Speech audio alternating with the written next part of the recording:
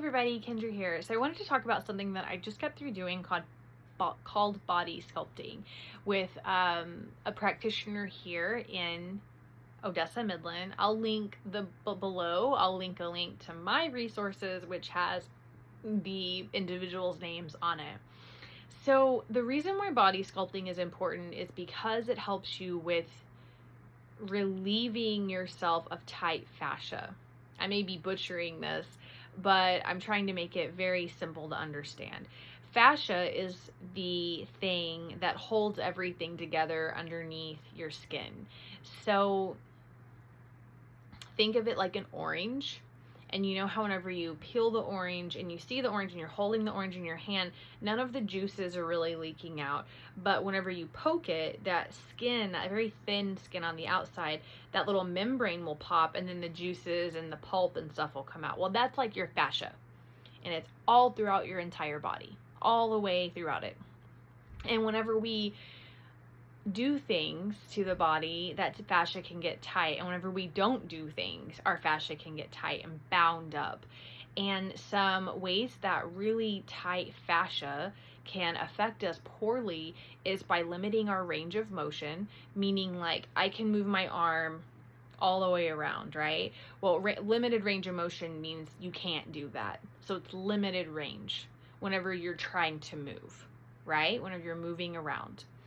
If you're chronically having muscle pain, which I was and am, which is why I'm going to continue the body sculpting, even though the first time I did it, which was recently, it hurt really bad afterwards. Like I was in a lot of pain. It was like the first time I've ever been in a lot of pain for a consecutive amount of days after something like that, after like any kind of treatment.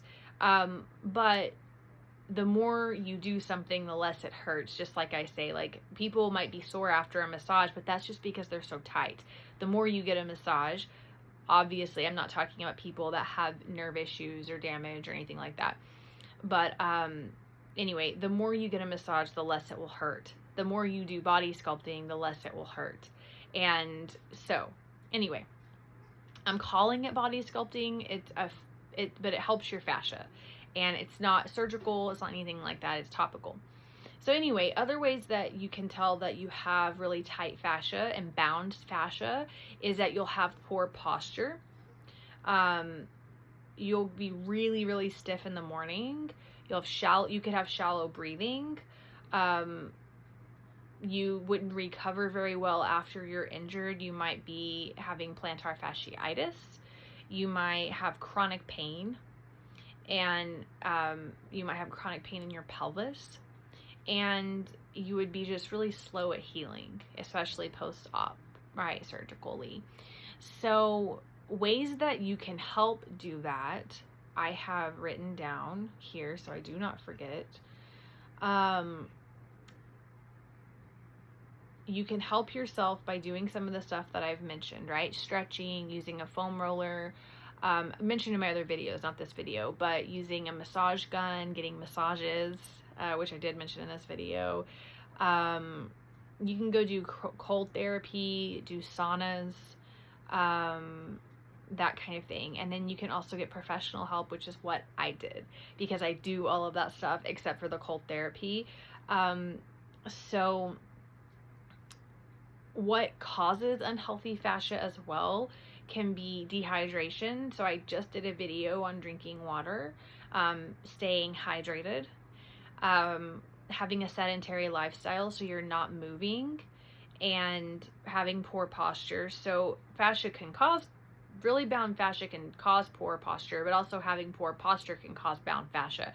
So really focusing on your posture. If you have forward head posture, that is going to start messing with your vertebrae as you get older. If you're really hunched over, that is going to start messing with your vertebrae as you get older because it's pulling on it. And so that can cause bulging discs. It can cause issues with your vertebrae. Also, if you're humped over, you're not getting a good amount of oxygen. You probably have tightness around your lungs and your rib cage. So doing everything that you can to do back bends or stretches, you can look this stuff up online and that kind of thing. If you're standing with really stiff legs all of the time, you need to bend your knees a little bit, focus on your feet being on the ground, and focus on your pelvis rotation.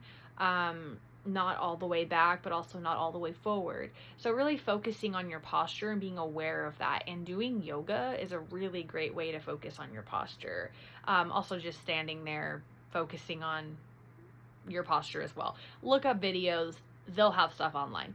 Anyway, overusing your muscles or injuring your muscles, so not allowing enough time for recovery after you work out or whatever you're doing. If you're not eating healthy, of course, you're not sleeping well, and you have a lot of stress. So, duh. Yeah. So what you can do to help the fascia will also help your health emotionally, mentally, physically, and spiritually. So whenever the fascia is healthy, it obviously improves your posture, it helps your blood flow, it helps you to recover better when you exercise from post-op from being injured, it helps you to break down scar tissue better, it helps you to reduce stretch marks and cellulite, it helps you to reduce risk of injury because everything's not so tight and pulling on each other. It's flexible, it's mobile, it's agile, okay? So that helps you to reduce injury. It helps you obviously to be less pain and have less pain every single day, and it'll improve your sports performance if you're a sports person. So it can do more things than that. I just had a little bit because the video is already pretty long. So anyway, well, if you value the content I create, please like, subscribe, and share. Bye!